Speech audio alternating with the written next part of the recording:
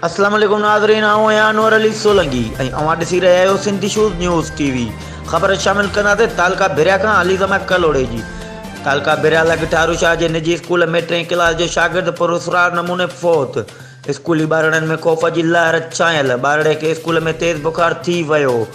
Blood pressure low थियण करे शागिर्द फ़ौत थी वियो आहे। स्कूल इंतिज़ामिया जो मौक़ुफ़। ॿारड़े जो लाश घर पहुचण ते कोहराम मची वियो। संदसि अमड़ बेहोश। ठारू शाह तरबेलो लिंक रोड ते क़ाइम निजी स्कूल एजुकेटर स्कूल में 3 क्लास में पढ़ाई दौरान पुरस्कार तौर ते 9 सालनि जो शागिर्द माजिद हुजण फ़ौत थी वियो। स्कूल जे प्रिंसिपल सिरिया ख़ानज़ादा मीडिया खे ॿुधायो त स्कूल में ॿारड़े खे तेज़ बुखार थी वियो, जंहिं सबबि हिन जो ब्लड प्रेशर घटि थी वियो। वारसनि खे फ़ोन ते इतला ॾेई ॿारड़े खे डॉक्टर वटि खणी वियासीं, जिते हू फ़ौत थी वियो आहे।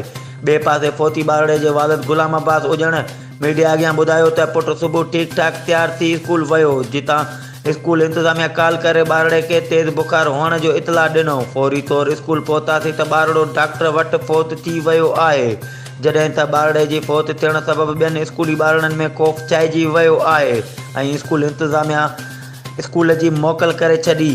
ही हुयूं हिन वक़्त ताईं जूं अपडेट्स। वधीक ख़बरुनि ऐं अपडेट्स लाइ ॾिसंदा रहो सिंधी शूज़ न्यूज़ टीवी।